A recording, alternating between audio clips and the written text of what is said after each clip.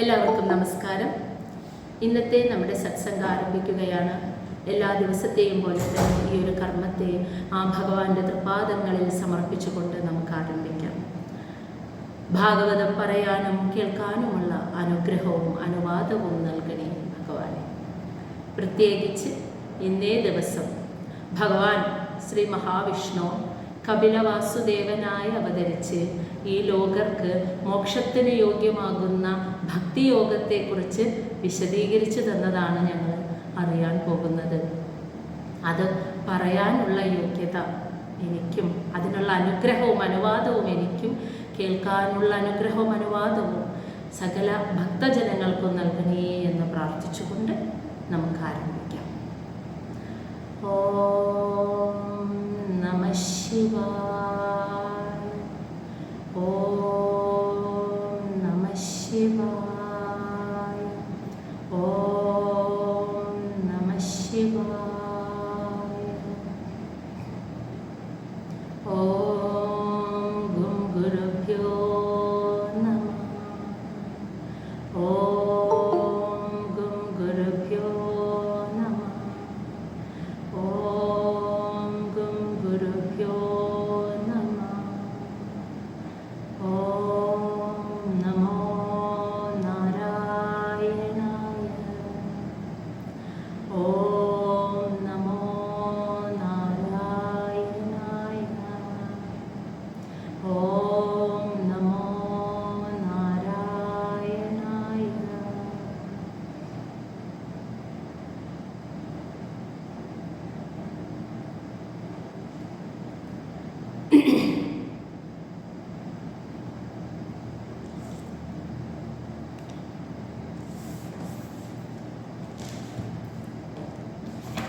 ശ്രീമദ് ഭാഗവതം തൃതീയ സ്കന്ധം അധ്യായം 25.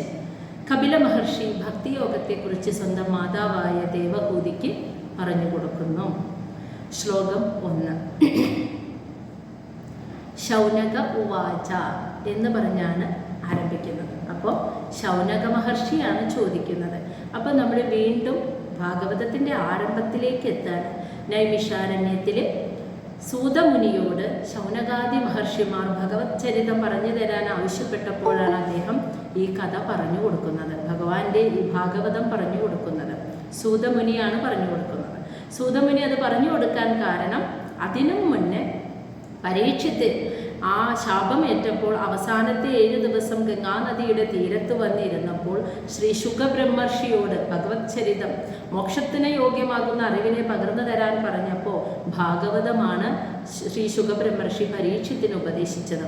അന്ന് അവിടെ ശ്രീ ശുകബ്രഹ്മർഷി പറഞ്ഞു കൊടുക്കുമ്പോൾ അത് അവിടെ ഇരുന്ന് കേൾക്കാൻ സൂതമുനിയും ഉണ്ടായിരുന്നു. അതുകൊണ്ട് സൂതമുനി ശുകബ്രഹ്മർഷി പരീക്ഷത്തിന് എന്താണോ പറഞ്ഞു കൊടുത്തത് അത് അതുപോലെ തന്നെയാണ് സൂതമുനി ഇവിടെ ശൗനകാദി മഹർഷികൾക്ക് പറഞ്ഞു കൊടുക്കുന്നത്. ഇനി ശ്രീ ശുകബ്രഹ്മർഷി ഇത് പരീക്ഷത്തിന് പറഞ്ഞു കൊടുത്തത് മൈത്രേയ മഹർഷി വിതുരർക്ക് പറഞ്ഞു കൊടുത്തത് എന്താണോ മൈത്രേയ ഉവാച, മൈത്രേയ മഹർഷി പറഞ്ഞു കൊടുക്കുന്ന രീതിയിൽ, അതായത് മൈത്രേയ മഹർഷി ഇങ്ങനെ പറഞ്ഞു എന്ന രീതിയിലാണ് ഇത് ശ്രീ ശുകബ്രഹ്മർഷി പറഞ്ഞു കൊടുക്കുന്നത്. അതങ്ങനെ തന്നെയാണ് സൂതമുനി ശൗനകാദികൾക്ക് പറഞ്ഞു കൊടുക്കുന്നത്. അപ്പോൾ കഥയുടെ ബാക്കിലേക്ക് പോകുമ്പോൾ ഇതിങ്ങനെയാണ് വരുന്നത്. അപ്പോൾ ഇപ്പോൾ നമ്മൾ വീണ്ടും ആ നൈമിഷാരണ്യത്തിലേക്കാണ് പോകുന്നത്. അവിടെ ശൗനകാദി മഹർഷികൾ സൂതമുനി ഇങ്ങനെ പറഞ്ഞു കൊടുത്തല്ലോ, കപില മഹർഷി ഉണ്ടായതും ഒക്കെ ഇങ്ങനെ പറഞ്ഞു കൊടുത്തു. അപ്പോൾ ഇത് കേട്ടുകൊണ്ടിരുന്ന ശൗനക മഹർഷി സൂതമുനിയോട് ചോദിക്കുകയാണ്, കപിലഃ തത്വസംഖ്യാത ഭഗവൻ ആത്മമായയ ജാതഃ സ്വയം അജഃ സാക്ഷാത് പ്രജ്ഞപ്തയേ നൃണാം. കപിലഃ തത്വസംഖ്യാത ഭഗവൻ ആത്മമായയ ജാതഃ സ്വയം അജഃ സാക്ഷാത് പ്രജ്ഞപ്തയേ നൃണാം. കപിലൻ എന്ന പേരിൽ തത്വസംഖ്യാത, അതായത് ആ തത്വശാസ്ത്രത്തെ സാഖ്യശാസ്ത്രത്തിൻ്റെ വ്യാഖ്യാതാവായിട്ട് ഭഗവാൻ ആത്മമായയ, ആ ഭഗവാൻ മഹാവിഷ്ണു സ്വന്തം മായാശക്തിയെ ഉപയോഗിച്ചിട്ട് ആ മായയോട് കൂടി കലരുമ്പോഴാണല്ലോ ഒരു ശരീരം എടുക്കുക. അങ്ങനെ ശരീരമെടുത്തിട്ട് കപിലൻ എന്ന പേരിൽ തത്വശാസ്ത്രത്തിൻ്റെ വ്യാഖ്യാതാവായിട്ട് സ്വയം ജാതഃ, സ്വയം ജനിച്ചു. അജഹ എന്നാൽ ശരിക്ക് ജനന മരണങ്ങളിൽ നിന്ന് മുക്തനായ ആ ഭഗവാൻ സാക്ഷാൽ ഒരു പ്രത്യക്ഷ രൂപത്തിൽ അവതരിച്ചു. എന്തിനാ? ആജ്ഞപ്രജ്ഞപ്തയേ നൃണാം, മനുഷ്യർക്ക് ആത്മതത്വത്തെ പറഞ്ഞു കൊടുക്കുന്നതിനായിട്ട്. അപ്പൊ ശൗനക മഹർഷി സൂതമുനിയോട് പറയാണ് കേട്ടോ, ഇവിടെ പൂർത്തിയായിട്ടില്ല പറയുന്നത്. അപ്പൊ പറയാണ്, ആ ഭഗവാൻ ജനന മരണങ്ങളൊന്നുമില്ലാത്ത അജനായിട്ടുള്ള ആ ഭഗവാൻ സ്വന്തം മായാശക്തിയോട് കലർന്ന് ആ ശക്തിയോട് ചേർന്നുകൊണ്ട് സാഖ്യശാസ്ത്രത്തെ അതിൻ്റെ വ്യാഖ്യാതാവായിട്ട് കപിലൻ എന്ന പേരിൽ ഈ ജനങ്ങൾക്ക്, മനുഷ്യർക്ക് ആത്മസാക്ഷാത്കാരത്തിനുള്ള അറിവിനെ പകർന്നു കൊടുക്കാനായിട്ട് സ്വയം കപിലൻ എന്ന പേരിൽ ജനിച്ചു എന്നാണ് പറയുന്നത്. അങ്ങനെ ജനിച്ചിട്ട് ഇനി അതിൻ്റെ ബാക്കി ശ്ലോകം 2 ന ഹ്യസ്യ, ഹ്യസ്യ ന ഹി അസ്യ, ന ഹി അസ്യ വർഷ്മണ പുംസാം വരിംന സർവയോഗിനാം വിശ്രുതൗ ശ്രുതദേവസ്യ ഭൂരി തൃപ്യന്തി മേ അസവഃ. നഹി അസ്യ വർഷ്മണ പുംസാം വരിംന സർവയോഗിനാം വിശ്രുതൗ ശ്രുതദേവസ്യ ഭൂരി തൃപ്യന്തി മേ അസവഃ. അതായത് പുംസാം വർഷ്മണ എന്ന് വെച്ചാൽ പുംസാം മനുഷ്യരിൽ വെച്ച്. അപ്പോൾ ആ ഭഗവാൻ ഉണ്ടല്ലോ കപിലവാസുദേവനായി അവതരിച്ചു ആളുകളിലേക്ക് ആത്മതത്വത്തെ ഉപദേശിച്ചു കൊടുക്കാനായിട്ട് എന്ന് പറഞ്ഞിട്ട് അതിൻ്റെ ബാക്കിയാണ് മനുഷ്യരിൽ വർഷ്മണ ഏറ്റവും ഉത്തമനായിട്ടുള്ളതും സർവയോഗിന എല്ലാ യോഗികളിലും വെച്ച് വരിംന അഗ്രഗണ്യനായിട്ടുമുള്ള ആ ഭഗവാന്റെ അതാണ് ആ ഭഗവാന്റെ ഹി അസ്യ എന്ന് വെച്ചാൽ ആ ഭഗവാന്റെ വിശ്രുതോ കീർത്തികളെ കുറിച്ച് ശ്രുതദേവസ്യ എല്ലാ വേദങ്ങളുടെയും അറിവിൻ്റെ ഗുരുവുമായിട്ട് ആ ഭഗവാന്റെ അറിവിൻ്റെ ഗുരുവുമായി ജനിച്ച ആ കപിലവാസുദേവന്റെ കീർത്തികളെ കുറിച്ച് ഭൂരി എന്ന് വെച്ചാൽ നല്ലോണം പൂർണ്ണമായിട്ടുള്ള തൃപ്യന്തി എന്ന് വെച്ചാൽ തൃപ്തി. എന്നിട്ട് ഈ വരിയുടെ ഏറ്റവും ആദ്യത്തെ അക്ഷരം എന്ന് വെച്ചാൽ ഇല്ല, എനിക്ക് പൂർണ്ണ തൃപ്തി വന്നിട്ടില്ല. മേ എൻ്റെ അസവഹ ഇന്ദ്രിയങ്ങൾക്ക്, കാരണം കാതിലൂടെയാണല്ലോ കേൾക്കുന്നത്, എൻ്റെ ചെവിക്ക് എൻ്റെ ഇന്ദ്രിയങ്ങൾക്ക് ആ ഭഗവാൻ മനുഷ്യരിൽ ഏറ്റവും ശ്രേഷ്ഠനും യോഗിമാരിൽ വെച്ച് അഗ്രഗണ്യനും വേദങ്ങളുടെ ഗുരുവുമായ കപിലവാസുദേവനായി അവതരിച്ച ആ ഭഗവാന്റെ കീർത്തികളെ കുറിച്ച് കേട്ടിട്ട് എൻ്റെ ഇന്ദ്രിയങ്ങൾക്ക് പൂർണ്ണ തൃപ്തി വന്നിട്ടില്ല എന്ന് ശൗനക മഹർഷി സൂതമുനിയോട് ആവശ്യപ്പെടുകയാണ്. അതായത് വീണ്ടും വീണ്ടും കേൾക്കണം, കപിലവാസുദേവന്റെ ചരിതം കേൾക്കണം എന്ന് ആവശ്യപ്പെടുകയാണ്. ശ്ലോകം 3 യത് യത് വിദത്തേ ഭഗവാൻ സ്വച്ഛന്ദ ആത്മമായയാ താനി മേ ശ്രദ്ധധാനസ്യ കീർത്തന്യാനി അനുകീർത്തയാ. യത് യത് വിദത്തേ ഭഗവാൻ സ്വച്ഛന്ദ ആത്മമായയാ ആത്മമായയാ താനി മേ ശ്രദ്ധധാനസ്യ കീർത്തന്യാനി അനുകീർത്തയാ.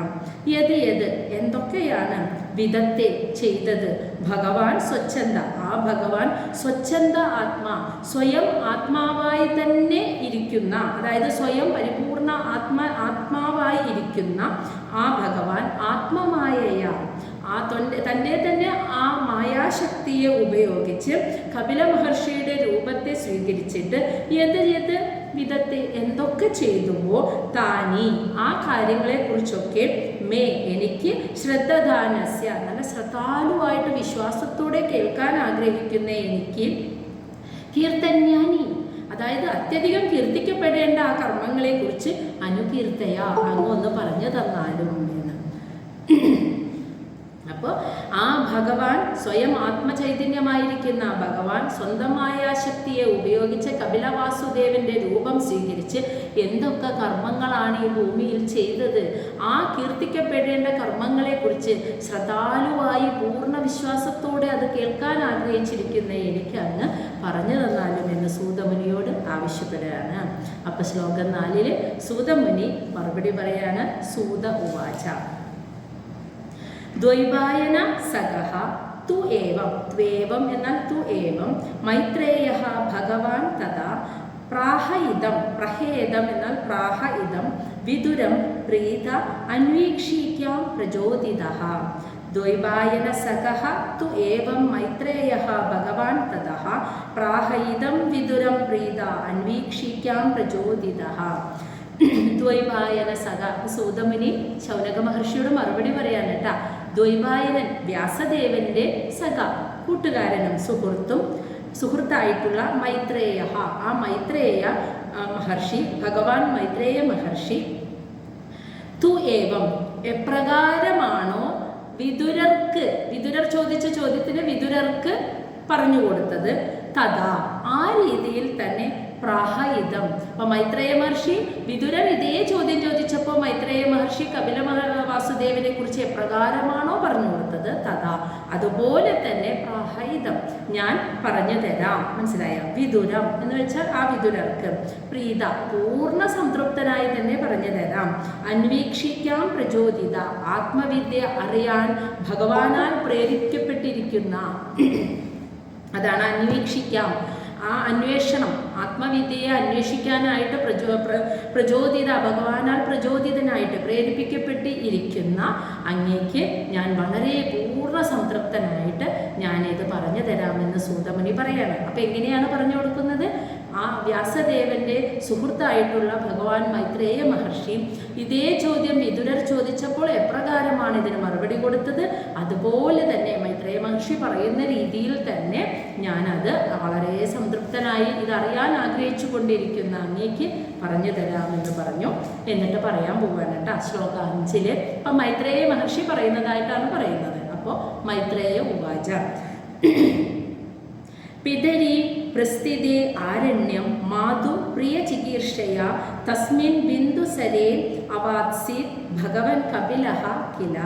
പിതരി പ്രസ്ഥിതേ ആരണ്യം മാതുഃ പ്രിയ ചികീർഷയ തസ്മിൻ ബിന്ദുസരേ അവാത്സീത് ഭഗവാൻ കപിലഃ കില.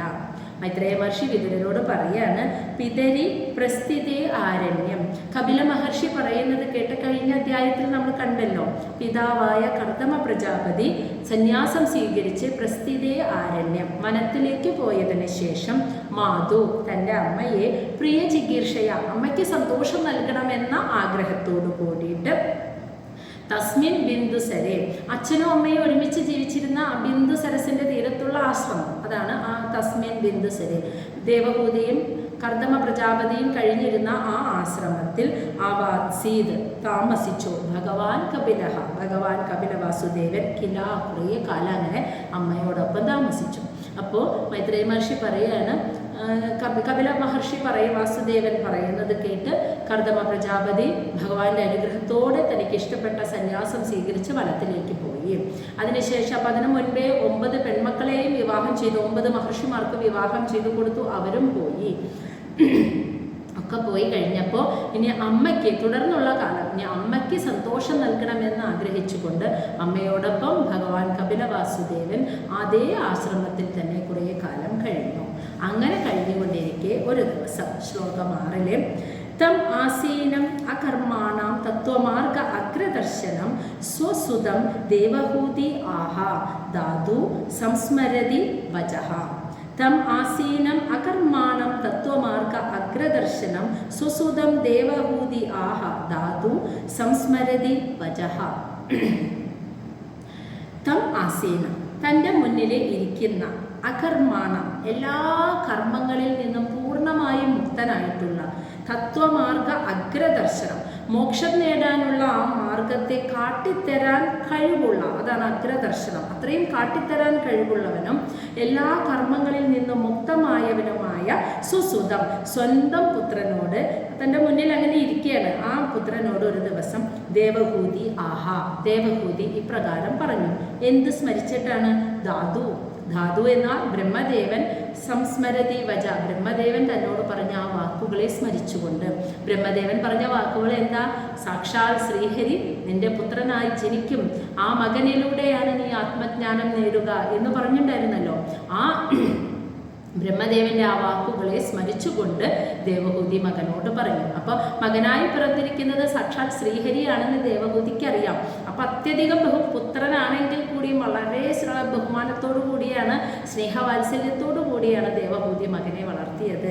അങ്ങനെ സകല കർമ്മങ്ങളിൽ നിന്ന് മുക്തമായി ഒരു മോക്ഷമാർഗത്തെ കാട്ടിത്തരാനായിട്ടുള്ള പൂർണ്ണമായ അതിനായിട്ടുള്ള അറിവുള്ള യോഗ്യതയുള്ള തൻ്റെ പുത്രനായിട്ടുള്ള കപില മഹർഷി കപില വാസുദേവൻ ഒരു ദിവസം തൻ്റെ മുന്നിൽ വന്നിങ്ങനെ ഇരുന്നപ്പോൾ ആ ബ്രഹ്മദേവൻ പറഞ്ഞ കാര്യത്തെ സ്മരിച്ചുകൊണ്ട് ദേവഹൂതി സ്വന്തം പുത്രനോട് ഇപ്രകാരം പറഞ്ഞു. ശ്ലോകം 7. ദേവഹൂതി ഉവാച. ദേവഹൂതി പറഞ്ഞതിതാണ്: നിർവിണ്ണ നിതരാം ഭൂമൻ അസത് ഇന്ദ്രിയ ദർശനാത് യേന സംഭാവ്യമാനേന പ്രപന്ന അന്തം തമഃ പ്രഭോ. നിർവിണ്ണ നിതരം ഭൂമൻ അസത് ഇന്ദ്രിയ ദർശനാത് യേന സംഭാവ്യമാനേന പ്രപന്ന അന്തം തമഃ പ്രഭോ.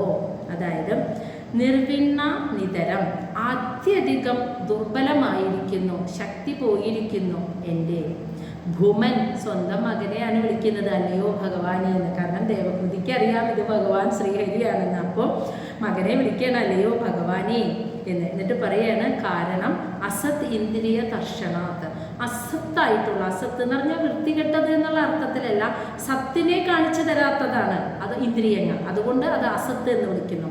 അസത്തായിട്ടുള്ള ഈ എൻ്റെ ഇന്ദ്രിയങ്ങളുടെ ക്ഷോഭത്താൽ, ഇളക്കത്താൽ. അപ്പം ഇന്ദ്രിയങ്ങൾ കർമ്മം ചെയ്യുന്നതാണല്ലോ അതിൻ്റെ ഇളക്കം, കണ്ണ്, മൂക്ക്, നാക്ക്, തൊക്ക് ഒക്കെ. അപ്പം ആ കർമ്മേന്ദ്രിയങ്ങളും ജ്ഞാനേന്ദ്രിയങ്ങളുടെയും ക്ഷോഭത്താൽ, അതിൻ്റെ ഇളക്കത്താൽ ഞാൻ ഈ ഭൗതികമായ ആസക്തിയാണ് ഏറ്റവും വലിയ, ആഗ്രഹങ്ങൾ നേടലാണ്, ഭൗതികമായ സുഖങ്ങൾ അനുഭവിക്കലാണ് ഏറ്റവും വലിയ ലക്ഷ്യമെന്ന് കരുതിയിട്ട് അങ്ങനെ അത്യധികം ദുർബലയായി പോയി. ഏന ആയതിനാൽ സംഭാവ്യമാനേന എൻ്റെ ഇന്ദ്രിയങ്ങളൊക്കെ വളരെ ശക്തിപ്പെട്ടു. കാരണം അവരൊക്കെ ഇന്ദ്രിയങ്ങൾ കാണിച്ചു തരുന്നതിൻ്റെ പിന്നാലെ മനസ്സ് പോയപ്പോൾ ഇന്ദ്രിയങ്ങൾ കൂടുതൽ ശക്തിപ്പെട്ടു എന്ന് പറഞ്ഞാൽ, പ്രബലമായി തീർന്നു എന്ന് പറഞ്ഞാൽ അതിൻ്റെ അർത്ഥം ഇന്ദ്രിയങ്ങൾ വീണ്ടും വീണ്ടും സുഖങ്ങളെ കാണിച്ചു തരാൻ, ഇഷ്ടപ്പെട്ടതിനെയൊക്കെ കാണിച്ചു തരാനും അതിൻ്റെ കർമ്മം കൂടുതൽ ചെയ്യാൻ തുടങ്ങി. അപ്പോൾ ഇന്ദ്രിയങ്ങൾ കൂടുതൽ പ്രബലമായി തീർന്നു. അങ്ങനെ വന്നപ്പോൾ എന്താ സംഭവിച്ചേ? പ്രപന്ന, ഞാൻ വന്നു പതിച്ചു എന്ന്. അന്തം തമഹ, അറിവില്ലായ്മയുടെ അജ്ഞതയുടെ അന്ധകാരത്തിൽ ഞാൻ പതിച്ചു പോയല്ലോ പ്രഭോ, അല്ലയോ പ്രഭോ. അപ്പം മകനെ വിളിക്കുകയാണ്, അല്ലയോ ഭഗവാനെ, എൻ്റെ ഇന്ദ്രിയങ്ങളുടെ, അസത്തായിട്ടുള്ള ഇന്ദ്രിയങ്ങളുടെ ഈ ഇളക്കത്താൽ, ആ ഇന്ദ്രിയങ്ങളുടെ പിന്നാലെ പോകുന്ന മനസ്സായതുകൊണ്ട്, ഈ മനസ്സുകൊണ്ട് കണ്ടും കേട്ടും രുചിച്ചും മണത്തും അനുഭവിച്ചുമൊക്കെ അറിയുന്ന സുഖങ്ങളുടെ പിന്നാലെ മനസ്സ് പോയപ്പോൾ, ആ സുഖം അനുഭവിക്കലാണ് ജീവിതത്തിലെ ഏറ്റവും വലിയ ലക്ഷ്യമെന്ന് ഞാൻ കരുതി ജീവിച്ചതിൻ്റെ ഫലമായി ഞാനിപ്പോൾ അത്യധികം ദുർബലയായി തീർന്നിരിക്കുന്നു. എൻ്റെ ഇന്ദ്രിയങ്ങൾ വളരെയധികം പ്രബലമായി, പക്ഷേ എൻ്റെ മനസ്സിൻ്റെ ശക്തി ക്ഷയിച്ചു, ഞാൻ ദുർബലയായി തീർന്നിരിക്കുന്നു.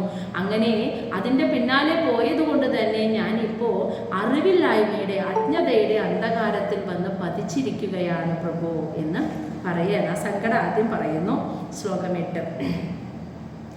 തസ്യ ത്വം തമസഃ അന്തസ്യ ദുഷ്പാരസ്യ അദ്യ പാരകം സത് ചക്ഷു ജന്മനാം അന്തേ ലബ്ധം മേ ത്വദനുഗ്രഹാത്. തസ്യ ത്വം തമസഃ അന്തസ്യ ദുഷ്പാരസ്യ അദ്യ പാരകം സത് ചക്ഷു ജന്മനാം അന്തേ ലബ്ധം മേ ത്വദനുഗ്രഹാത്. എന്നിട്ട് പറയണം, അങ്ങനെ ഞാൻ അറിവില്ലായ്മയുടെ ഈ അജ്ഞതയുടെ അന്ധകാരത്തിൽ കിടന്നപ്പോൾ, അതാണ് പറയുന്നത്, തമസഃ അന്തസ്യ, ഈ അജ്ഞാനമാകുന്ന അന്ധകാരം, ദുഷ്പാരസ്യ, ഇതിനെ മറികടക്കുക എന്ന് പറയുന്നത് അത്യധികം ദുഃഖം നിറഞ്ഞതാണ്. ഈ അജ്ഞതയാകുന്ന അന്ധകാരം എന്ന് പറയുന്നത് എന്തായിരിക്കും? അജ്ഞതയാകുന്ന അന്ധകാരം എന്ന് പറയുന്നത് മായയാണ്. മനസ്സിലായോ? നമ്മൾ പറയില്ലേ, ഒരു തവള ഒരു കിണറ്റിൽ വസിക്കുകയാണ്, അതിൻ്റെ ചിന്ത ഇതാണ് ലോകം എന്നാണ്. കാരണം അത് പുറം ലോകം, കിണറിന് വെളിയിലുള്ള ലോകം അത് കാണുന്നില്ല. അപ്പോൾ കിണറ്റിൻ്റെ ഉള്ളിൽ വസിക്കുന്ന തവളയുടെ വിചാരം ഇതാണ് ലോകം എന്നാണ്. എന്ന് ഈ മതിൽക്കെട്ടിൻ്റെ ഉള്ളിൽ നിന്ന്, ഈ കിണറിൻ്റെ ചുറ്റിൽ മതിലിൻ്റെ ഉള്ളിൽ നിന്നും അത് പുറത്തേക്ക് കടക്കുന്നോ അന്നാണ് അത് ശരിയായ ലോകം എന്താണെന്ന് അറിയാൻ പോകുന്നത്. പക്ഷെ ഇതിൽ പെട്ട് കിടക്കുന്നിടത്തോളം കാലം അത് ചിന്തിക്കുന്നത് എന്താ? ഇതാണ് ലോകം. അപ്പോൾ ആ തവള അജ്ഞതയുടെ അന്ധകാരത്തിലാണ് ഇരിക്കുന്നത്. ഇതിൻ്റെ പുറത്തേക്ക് എത്തുമ്പോഴാണ് ശരിയായ ലോകം അതിന് കാണാൻ പറ്റുള്ളൂ. അപ്പോൾ ആ മായയിൽ പെട്ട് കിടക്കുമ്പോൾ ഇതൊക്കെയാണ് യാഥാർത്ഥ്യം എന്ന് നമ്മൾ ചിന്തിക്കും. മായയെ ഭേദിച്ച് കിടക്കുമ്പോൾ മാത്രമാണ് നമുക്ക് ശരിയായ ഭഗവാനെ അറിയാൻ സാധിക്കുന്നത്. ശരിയായ തത്വം എന്താണെന്ന്, പ്രപഞ്ച രഹസ്യം എന്താണെന്ന് നമുക്ക് അനുഭവിച്ചറിയാൻ സാധിക്കുന്നത്. അപ്പോൾ ഈ അജ്ഞാനമാകുന്ന ഈ അന്ധകാരത്തെ മറികടക്കുക പക്ഷേ എളുപ്പമല്ല. അതാണ് ഇവിടെ പറയുന്നത്. തമസഹ അന്തസ്യ, ഈ അജ്ഞാനമാകുന്ന അന്ധകാരം, ആ ഇരുട്ടിനെ, ദുഷ്പാരസ്യ, അതിനെ മറികടക്കുക എന്ന് പറയുന്നത് അത്യധികം ദുഷ്കരമായിട്ടുള്ള ഒരു കാര്യമാണ്. അത് പക്ഷേ പാരകം അദ്യ, ഇപ്പോൾ അതിനെ മറികടക്കാനായിട്ട് എനിക്കൊരു വഴി തെളിഞ്ഞു വന്നിരിക്കുകയാണെന്ന്. അതാണ് അദ്യാനച്ച് ഇപ്പോൾ, പാരകം, ആ സംസാര സാഗരത്തിനെ മറികടക്കാനായിട്ട്, അതിനെ മറികടക്കാൻ ഇന്ന് ഇപ്പോൾ ഒരു എന്താ പറയുക, സത്ത് ചക്ഷു എന്ന് വെച്ചാൽ സത്തിനെ കാണിച്ചു തരുന്ന കണ്ണ്. ആ കണ്ണാകുന്ന എൻ്റെ ഈ പുത്രനെ, തസ്യാത്വം, അങ്ങയെ എന്ന് വെച്ചാൽ ആ മകനോടാണല്ലോ പറയുന്നത്, ഈ പുത്രനെ എനിക്ക് ജന്മനാം, നിരവധി ജന്മങ്ങളുടെ പ്രാരാബ്ദങ്ങൾ അനുഭവിച്ച് തീർക്കുന്ന നിരവധി ജന്മങ്ങൾ എടുത്തു വന്ന് അതിൻ്റെ അവസാനത്തിൽ മേലബ്ധ, പുത്രനായി എനിക്ക് ലഭിച്ചത് ത്വദനുഗ്രഹാത്, ഭഗവാനെ അവിടുത്തെ അനുഗ്രഹത്താലാണ്. അപ്പൊ എന്താ പറഞ്ഞേ, ഒരു ഞാൻ തമസ്സിൽ, ആ അറിവിൽ, അജ്ഞാനത്തിലാണ് ഞാൻ വീണ് വന്ന് കിടക്കുന്നത് എന്ന് പറഞ്ഞു. അപ്പൊ എൻ്റെ മനസ്സ് പൂർണ്ണമായും ദുർബലമാണ്. ഈ അജ്ഞാനമാകുന്ന അന്ധകാരത്തിൽ, ഈ മായയിൽ നിന്ന് പുറത്തു കടക്കുക എന്ന് പറഞ്ഞാൽ എളുപ്പമല്ല, അത് വളരെ ദുഷ്കരമാണ്. പക്ഷേ ഇന്ന് ഇപ്പോൾ അതിനെ പുറത്ത് കടക്കാനുള്ള, അതിനെ മറികടക്കാനുള്ള ഒരു വഴി എനിക്കിപ്പോൾ തെളിഞ്ഞു വന്നിരിക്കുകയാണ്. അതെൻ്റെ ഒരുപാട് ജന്മങ്ങൾ ഞാൻ എടുത്ത കർമ്മ പ്രാരാബ്ദങ്ങളൊക്കെ അനുഭവിച്ച് തീർത്തതിൻ്റെ ഫലമായി ഭഗവാന്റെ അനുഗ്രഹത്താൽ അതിനെ, ആ സംസാര സാഗരത്തെ അല്ലെങ്കിൽ ഈ മായയെ മറികടക്കാനുള്ള, എന്നെ കൈപിടിച്ച് കടത്താനുള്ള അറിവ് പകർന്നു തരാൻ ആ ഭഗവാൻ തന്നെ എൻ്റെ പുത്രനായിട്ട്, അങ്ങ് എൻ്റെ പുത്രനായിട്ട് ഇവിടെ ജനിച്ചുവല്ലോ എന്ന് പറയാണ്. അപ്പം എനിക്ക് അതിനുള്ള സമയമായിരിക്കുന്നു. ശ്ലോകം 9. യഹ ആദ്യഃ ഭഗവാൻ പുംസാം ഈശ്വരോ വൈ ഭവാൻ കില ലോകസ്യ തമസാ അന്തസ്യ ചക്ഷു സൂര്യ ഇവ ഉദിത. യഹ ആദ്യോ ഭഗവാൻ പുംസാം ഈശ്വരോ വൈ ഭവാൻ കില ലോകസ്യ തമസാ അന്തസ്യ ചക്ഷു സൂര്യ ഇവ ഉദിത. എന്നിട്ട് പറയാണ്, യഹ, ആരാണോ, ആദ്യഃ, ആദ്യ പുരുഷൻ, എല്ലാത്തിൻ്റെയും മൂലകാരണമായ പുരുഷൻ, പുംസാം എന്ന് വെച്ചാൽ എല്ലാത്തിനും മനുഷ്യരുടെയും ആദ്യത്തെ പുരുഷനായിട്ടുള്ള മൂലമായിട്ടുള്ളതും, ഇനി പുംസാം ഈശ്വര, എല്ലാ മനുഷ്യരുടെ ഈശ്വരനായിട്ടുള്ളതുമായ ഭഗവാൻ. ഭഗവാൻ എന്ന് വെച്ചാൽ 6 ഭഗങ്ങളോട് കൂടിയ, 6 ഭഗങ്ങളും തികഞ്ഞ ഭഗവാനായിട്ടുള്ള ഭവാൻ കില, അങ്ങ് കപിലവാസുദേവൻ, അങ്ങ് ലോകസ്യ, ഈ ലോകത്തിനെ തമസാ അന്തസ്യ, അറിവില്ലായ്മയുടെ അന്ധകാരത്തിൽ നിന്നും ഉയർത്തിക്കൊണ്ടുവരാനായിട്ട് ചക്ഷു, ഒരു ജ്ഞാനമാകുന്ന കണ്ണായിട്ട്, ജ്ഞാനത്തിൻ്റെ കണ്ണായിട്ട്, സൂര്യ ഇവ, സൂര്യനെ പോലെ ഉദിച്ചുയർന്നിരിക്കുകയാണ് ഇപ്പോൾ. ആരാണോ എല്ലാത്തിൻ്റെയും മൂലമായ ആദ്യപുരുഷനായിരിക്കുന്നത്, ആരാണോ സകല മനുഷ്യരുടെയും ഈശ്വരനായിരിക്കുന്നത്, ആരാണോ ആ ഭഗങ്ങളെല്ലാം കൂടി ചേർന്ന് ഭഗവാനായിട്ടിരിക്കുന്ന അങ്ങനെയുള്ള അങ്ങ് ഈ ലോകത്തിനെ അന്ധകാരത്തിൽ നിന്നും, അറിവില്ലായ്മയുടെ അന്ധകാരത്തിൽ നിന്നും ഈ ലോകത്തെ ഉയർത്തിക്കൊണ്ടുവരാൻ സൂര്യനെ പോലെ ശോഭിച്ചുകൊണ്ട് ജ്ഞാനക്കണ്ണായി അങ്ങ് പ്രകാശിക്കുന്നു. അങ്ങ് ജനിച്ചുവല്ലോ എന്ന് പറയാണ്. ശ്ലോകം 10. അത മേ ദേവ സമ്മോഹം അപക്രഷ്ടും ത്വം അർഹസി. യഹ അവഗ്ര അഹം മമ ഇതി ഏതസ്മിൻ യോജിതഃ ത്വയാ. അത മേ ദേവ സമ്മോഹം അപക്രഷ്ടും ത്വം അർഹസി. യഹ അവഗ്ര അഹം മമ ഇതി ഏതസ്മിൻ യോജിതഃ ത്വയാ.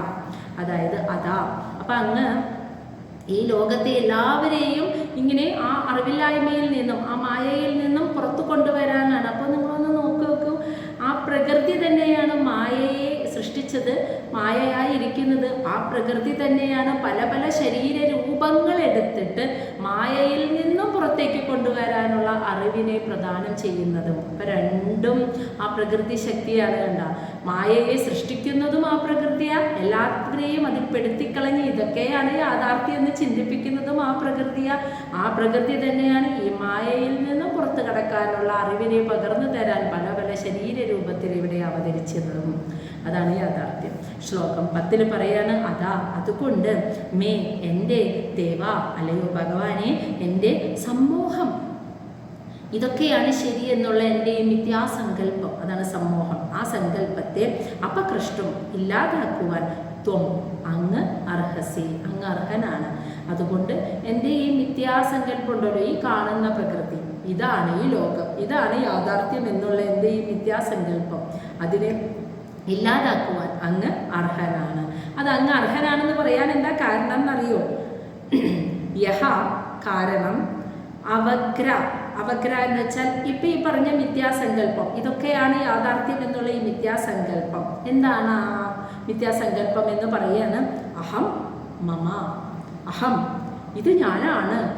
അതായത് ഈ ശരീരം, കാണുന്ന ഈ ശരീരം, ചലിക്കുന്ന ഈ ശരീരം, ചിന്തിക്കുന്ന മനസ്സ്, തീരുമാനിക്കുന്ന ബുദ്ധി, ഇതെല്ലാം ഞാനാണ്, ഇതാണ് ഞാൻ എന്നുള്ള ഞാൻ എന്ന വ്യക്തിബോധം, അതിൽ നിന്നുണ്ടാകുന്ന മമ എൻ്റെ, അപ്പം എനിക്ക്. അപ്പം ജനിച്ച് ഓർമ്മ വെച്ച് ആ കാലത്തെ തന്നെ എൻ്റെ അച്ഛൻ, എൻ്റെ അമ്മ, എൻ്റെ കുടുംബം, ഞാൻ നേടി, എൻ്റെ വിദ്യാഭ്യാസം, ഞാൻ കളിക്കുന്നു, എൻ്റെ കൂട്ടുകാർ, എൻ്റെ കുടുംബം, എൻ്റെ സ്വത്ത്, എൻ്റെ വീട്. അപ്പം ഈ ആദ്യം വരുന്നത് ഞാൻ, ഇതാണ് ഞാൻ. ആ ധാരണയിൽ, ആ മിഥ്യാസങ്കല്പത്തിൽ നിന്നും എൻ്റെ എൻ്റെ എനിക്ക് എന്നുള്ള, അതാണ് മമ ഇതി, ഇപ്രകാരമുള്ള ദേഹചിന്ത, ഏതസ്മിൻ, ഇങ്ങനെയൊക്കെയുള്ള ആ ദേഹചിന്ത ഉണ്ടാവാൻ കാരണം ത്വയ യോജിത, അങ്ങ് തന്നെയാണല്ലോ ആ മായയെ സൃഷ്ടിച്ചത്. അങ്ങ് തന്നെ സൃഷ്ടിച്ച ആ മായയോട് യോജിച്ചത് കൊണ്ടാണ് ഈ മിഥ്യാസങ്കല്പം എനിക്കുണ്ടായത്. അതുകൊണ്ട് അങ്ങ് തന്നെ എന്നെ അതിൽ നിന്നും പുറത്തേക്കെടുക്കാൻ അർഹനാണ്. അതാണ് പറഞ്ഞത്. ഇപ്പോൾ ഞാൻ എൻ്റെ എന്നൊക്കെയുള്ള ഒരുപാട് മിഥ്യാസങ്കല്പങ്ങൾ എൻ്റെ ഉള്ളിൽ ഉണ്ടായിപ്പോയി. അവയെല്ലാം അങ്ങ് തന്നെ സൃഷ്ടിച്ച മായയോട് കലർന്നതുകൊണ്ട്, ചേർന്നതുകൊണ്ട്, ആ മായയിൽ പെട്ടുപോയത് കൊണ്ടാണ് ഇത്തരത്തിലുള്ള ഞാനാണിത്, ദേവഭൂതിയാണ്, സ്വയംഭൂമനുവിൻ്റെ പുത്രിയാണ്, കർദമ പ്രജാപതിയുടെ പത്നിയാണ് എന്നൊക്കെയുള്ള ഈ ഞാൻ. അപ്പോൾ എൻ്റെ എന്നൊക്കെയുള്ള ചിന്ത, ഇങ്ങനെയുള്ള ഈ മിഥ്യാസങ്കല്പങ്ങളെയൊക്കെ ഞാൻ എൻ്റെ ഉള്ളിൽ ഉണ്ടായത് അങ്ങ് തന്നെ സൃഷ്ടിച്ച മായയോട് ചേർന്നത്, യോജിച്ചതിനാലാണ്. അതുകൊണ്ട് ഈ മിഥ്യാസങ്കല്പത്തിൽ നിന്നൊക്കെ എന്നെ പുറത്തേക്കെടുക്കുവാൻ ഭഗവാനെ അങ്ങ് അർഹനാണ്. അതാണ് മകനോട് പറഞ്ഞത്. ഇത്രയും പറഞ്ഞിട്ട് ദേവഭൂതി പുത്രനായ ശ്രീ കപിലവാസുദേവൻ്റെ തൃപ്പാദങ്ങളിൽ ശരണാഗതി അടയാണ്. അവിടെയും ഭഗവത്ഗീതയിലൊക്കെ നമ്മൾ കാണുന്നു, അറിവ് നേടാൻ ആദ്യം തന്നെ പൂർണ്ണമായ യാചകനാവണം. യാചിച്ചു ചെല്ലുന്നവർക്കാണ് അറിവ് പകർന്നു കൊടുക്കേണ്ടത്. അല്ലാതെ വെറുതെ പ്രസംഗിക്കാനുള്ളതല്ല അജ്ഞാനം. ആരാണോ അത് കേൾക്കാൻ അത്യധികമായ ആഗ്രഹത്തോടെ യാചിച്ചു ചെല്ലുന്നത്, അതാണ് ആ പൂർണ്ണ ശരണാഗതി അടയുന്നത്, അവർക്ക് വേണം ആ അറിവിനെ പകർന്നു നൽകാൻ. ഇപ്പം ദേവഹൂതിയും സ്വപുത്രൻ്റെ പാദങ്ങളിൽ ശരണാഗതി അടയുകയാണ് ഇവിടെ ചെയ്യുന്നത്. ശ്ലോകം 11 തം ത്വാഗതാഹം ശരണം ശരണ്യം സ്വഭൃത്യ സംസാരതരോഹോ കുഠാരം ജിജ്ഞാസയാ അഹം പ്രകൃതേ പുരുഷസ്യ നമാമി സദ്ധർമ്മവിദാം വരിഷ്ഠം. ഇവിടെ പറയുന്നത് ശരണ്യം എന്ന് വെച്ചാൽ ശരണാഗതി അടയാൻ, ശരണം പ്രാപിക്കാൻ ഏറ്റവും അർഹതയുള്ള, അതുപോലെ സ്വഭൃത്യ സംസാര തരോഹോ കുടാരം എന്ന് വെച്ചാൽ സ്വഭൃത്യൻ, സ്വന്തം ഭൃത്യൻ എന്ന് വെച്ചാൽ ആരാണോ ഭഗവാന്റെ തൃപ്പാദങ്ങളിൽ ശരണാഗതി അടഞ്ഞിരിക്കുന്ന ഭക്തൻ, അവരെയാണല്ലോ സ്വന്തം ഭൃത്യൻ എന്ന് പറയുന്നത്. ആ ഭക്തനെ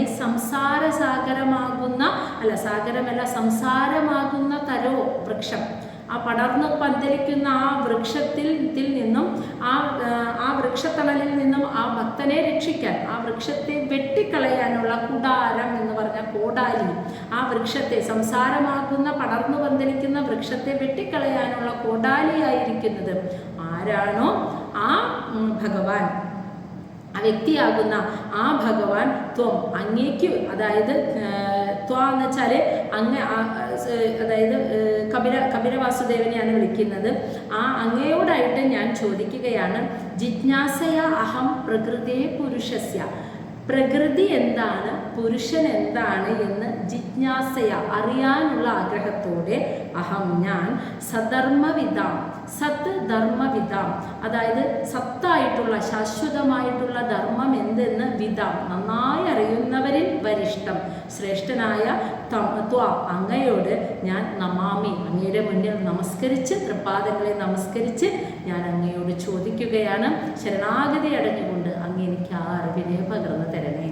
ഇതേ രീതിയിലായിരുന്നു അവസാനം അർജുനനും നിന്നത്. അതുകൊണ്ടാണ് ഭഗവത്ഗീത അറിവ് നേടാൻ അവൻ യോഗ്യനായത്.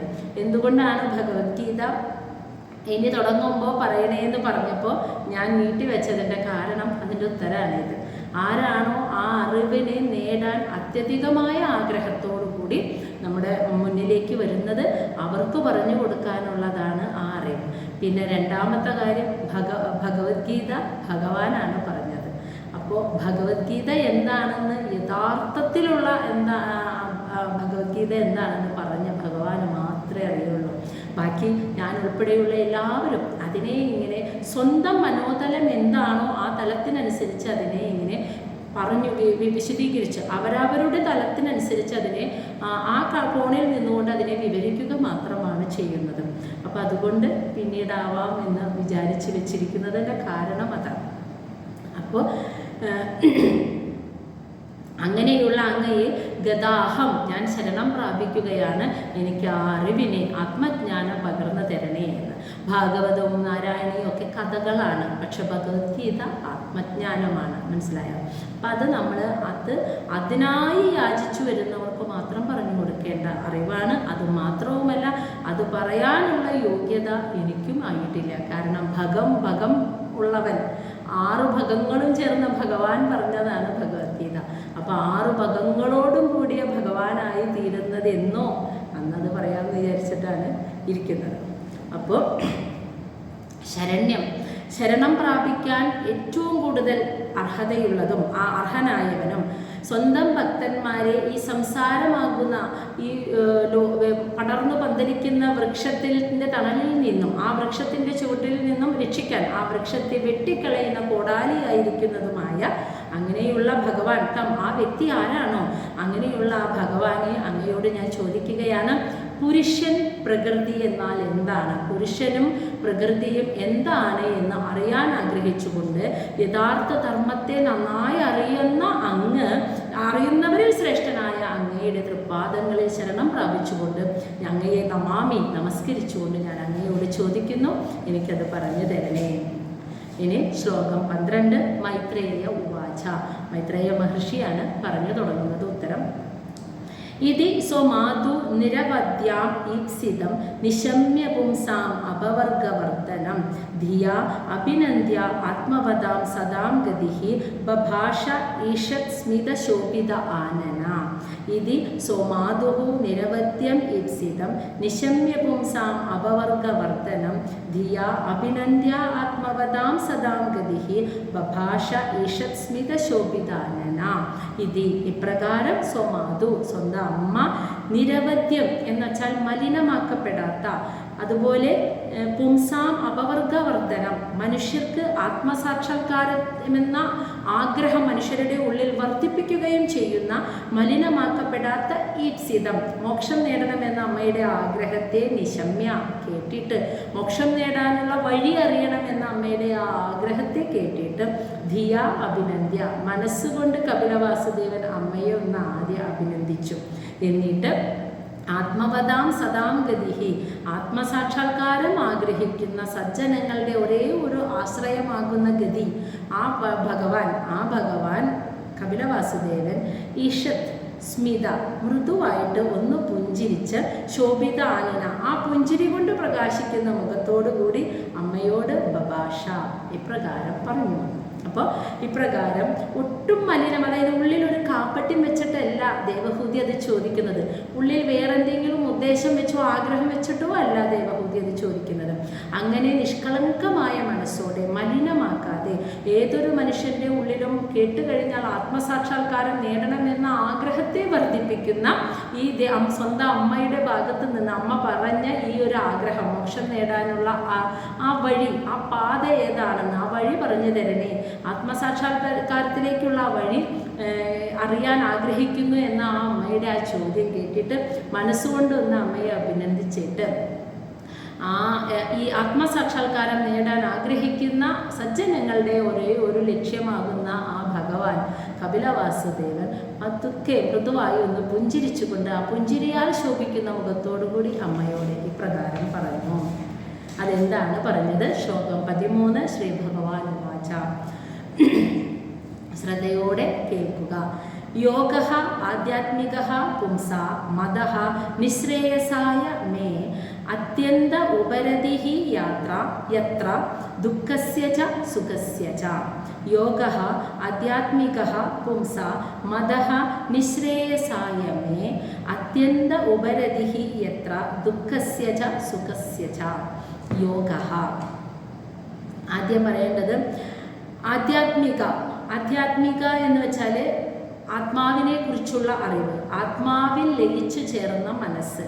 പുംസ, മനുഷ്യർക്ക് നിശ്രേയസായ മനുഷ്യരുടെ ആത്യന്തികമായ ലക്ഷ്യം ആകുന്ന, നിശ്രേയസായ എന്ന് വെച്ചാൽ ആ ലക്ഷ്യമാകുന്ന മോക്ഷത്തിലേക്ക് അവനെ എത്തിക്കുന്നത്.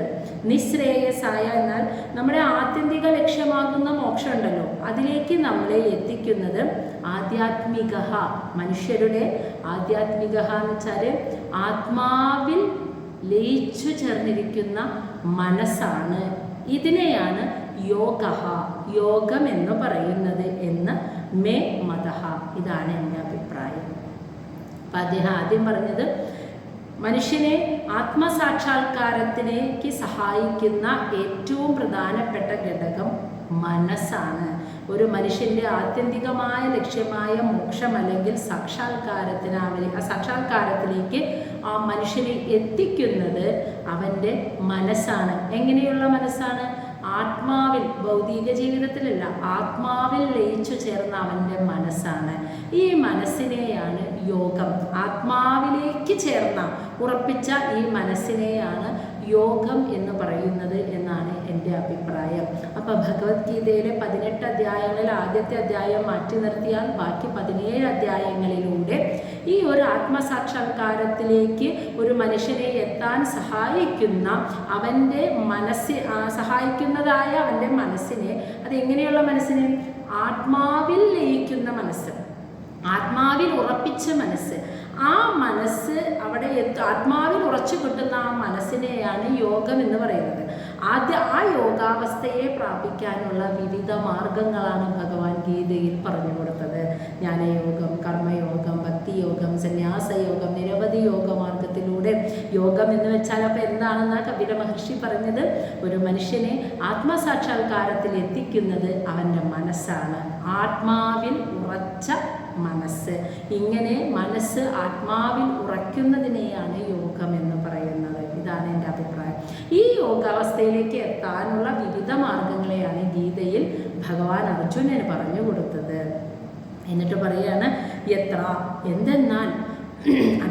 എന്തെന്നാൽ ഈ യോഗാവസ്ഥയെ പ്രാപിച്ചാൽ അത്യന്ത ഉപരതി, സമ്പൂർണമായ മുക്തിയാണ് പിന്നെ നമുക്ക് കിട്ടുക എന്നത്. അതാണ് അത്യന്തം, ഏറ്റവും ശ്രേഷ്ഠമായ, പൂർണ്ണമായ, നമ്മൾ എവിടെ നിന്നാണോ വന്നത് അവിടേക്ക് എത്തുന്ന ആ മോക്ഷത്തെയാണ് പിന്നെ നമുക്ക് കിട്ടുന്നത്.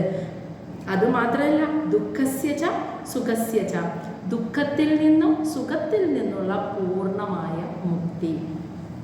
അപ്പോൾ ഈ യോഗാവസ്ഥയെ പ്രാപിച്ചു കഴിഞ്ഞാൽ സുഖത്തിൽ നിന്നും ദുഃഖത്തിൽ നിന്നുമുള്ള മനസ്സ് പൂർണ്ണമായും നിർമുക്തനാവുക. മനസ്സ് പൂർണ്ണമായും ഈ രണ്ടവസ്ഥയെയും ജയിച്ച് കിടക്കുക. ഈ രണ്ടവസ്ഥയിലും കിടന്ന് തുള്ളിച്ചാടുകയോ കരഞ്ഞ് വിഷമിക്കുകയോ ചെയ്യാതെ ഇതിനെ ബാലൻസ് ചെയ്തുകൊണ്ട് പോകുന്ന, ഇതിൽ നിന്നൊക്കെ മുക്തി നേടുന്ന, പൂർണ്ണ മുക്തി നേടാൻ സാധിക്കുന്നു എന്നതാണ് ഇതിൻ്റെ ഫലം എന്ന് മനസ്സിലായ. അപ്പോൾ യോഗം എന്നാൽ എന്ത്? യോഗാവസ്ഥ എന്ന് വെച്ചാൽ മനസ്സ് ആത്മാവിൽ ലയിക്കുന്നതാണ്, ഉറയ്ക്കുന്നതാണ്. അതാണ് നമ്മളെ ആത്മസാക്ഷാത്കാരത്തിലേക്ക് എത്തിക്കുന്നത്. അപ്പോൾ സാക്ഷാത്കാരത്തിന് കാരണമാകുന്നത് എന്താണ്? മനസ്സാണ് ഏറ്റവും പ്രധാന ഘടകം. അപ്പോൾ അതോടുകൂടി ആ യോഗാവസ്ഥയെ പ്രാപിച്ചു കഴിഞ്ഞാൽ, അതിലേക്ക് എത്തിക്കഴിഞ്ഞാൽ സുഖത്തിലും ദുഃഖത്തിൽ നിന്നുമുള്ള പരിപൂർണമായ മുക്തിയാണ് ഫലം. പിന്നെ നല്ല നല്ല കാര്യങ്ങൾ ജീവിതത്തിൽ സംഭവിക്കുമ്പോൾ അതിൽ സന്തോഷിച്ചിങ്ങനെ അതിലൂടെ പോവുകയും, ഇനി ദുഃഖമാണ് സംഭവിക്കുന്നതിൽ അതിൽ നിരാശപ്പെട്ട് തളർന്നൊടിഞ്ഞില്ലാതാവുകയും ചെയ്യാത്ത ആ ഒരു ബാലൻസ്ഡ് ആയിട്ടുള്ള മനസ്സ്, അതിൽ നിന്നൊക്കെ മുക്തി നേടുന്ന ഒരു മനസ്സാണ് ഇതിൻ്റെ ഫലമായിട്ട്, ഈ യോഗാവസ്ഥയുടെ ഫലമായിട്ട് ലഭിക്കുന്നത്. ഇനി ഈ യോഗാവസ്ഥയെ പ്രാപിക്കാനായിട്ട് ഒരുപാട്, ഈ യോഗാവസ്ഥയിലേക്ക് എത്താൻ ഗീതയിൽ ഭഗവാൻ ഒരുപാട് മാർഗങ്ങൾ പറഞ്ഞു കൊടുക്കുന്നുണ്ട്. ഇവിടെ കപില മഹർഷി അമ്മയ്ക്ക് ഭക്തിയോഗത്തിൻ്റെ പ്രാധാന്യം, ഭക്തിയുടെ പ്രാധാന്യത്തെക്കുറിച്ചാണ്, ഭക്തിയാണ് ഏറ്റവും സരളമായ മാർഗം എന്നാണ് പറഞ്ഞു കൊടുക്കുന്നത്.